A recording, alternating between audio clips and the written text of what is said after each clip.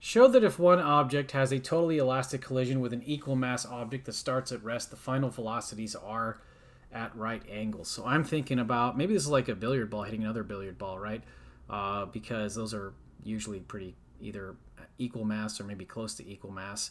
Uh, Sometimes there can be a slight mass difference, especially if it's got one of those sensors to determine when to return the white ball, right? But anyway, so I'm thinking about like one object here that represents one of these objects with equal mass.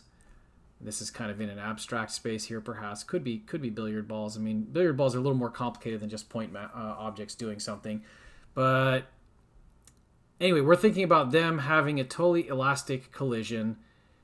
I've drawn this one slightly off-centered, right, from the incoming object here, but they both have a mass m, we're going to say.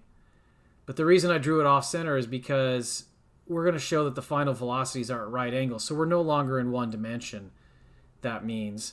And it turns out this result, like I said, does hold roughly true for billiards. The kinds of things that spoil it usually is that if you ask, like, well, is there nothing else going on? Like, are there drag forces? Maybe yes. They're also rolling, which we're not really taking that into account when we're just thinking about point objects, like maybe moving through some empty space with no other forces applied to them other than when they interact with each other. But again, this is kind of the initial picture here. And so, this would be like maybe I could label this as representing the initial velocity v naught.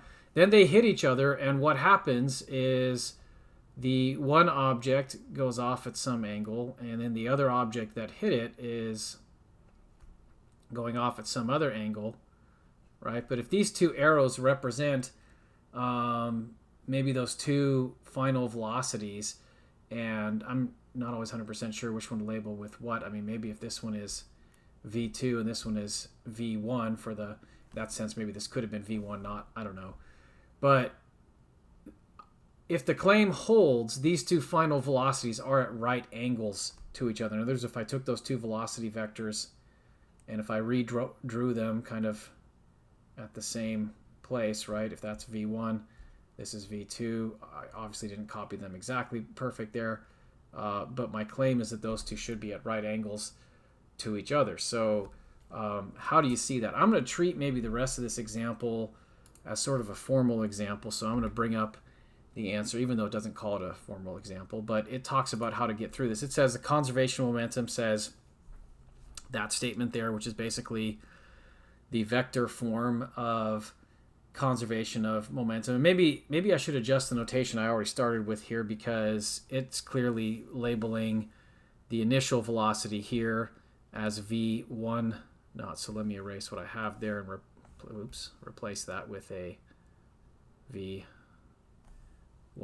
naught. That kind of makes sense because I did choose that one to have the final velocity v1, but that's that expressed in vector form. But what's cool is that since these two objects have the same mass, that's a common factor, so I can just cancel that out. So that's where I got this formula, v1 naught is equal to v1 plus v2, which, okay, that's a great formula, but it's really a vector equation, right? So what does it mean if you have a vector equation like this? Like, does that mean we're going to do more algebra? Right? We all love doing more algebra, yeah? But I'm going to interpret that as a geometry. So really the interpretation of this is if you have, say, vector v1 plus vector v2 added head to tail, and I don't think these may or may not resemble the one I had before, then that's the resultant vector there, v1 naught. In other words, the interpretation is these three things form a triangle, right? So that's what it says there in the answer, is it can be interpreted geometrically as a triangle with the sides consisting of the velocities. That is just based on the head-to-tail definition of vector addition. Then it says conservation of energy says, this next statement here, which has a whole bunch of 1/2 mv squareds in it, and basically follows the same pattern as we had, right? It's initial kinetic energy for this picture, and then there's two final kinetic energies because we got two objects moving kind of in the final picture there, right? But we already established that there is this triangle, and what it says here is that if you cancel, like if you multiply by 2 and divide by m everywhere on this, that's going to remove all the 1/2 m's.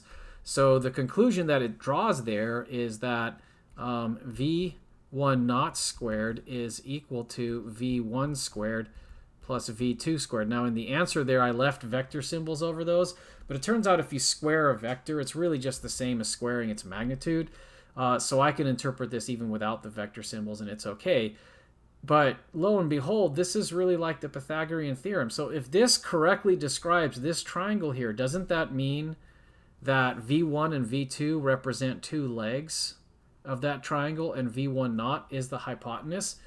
Well, that proves it right there, right? That proves that this is a right triangle, and therefore v1 and v2 must be at right angles.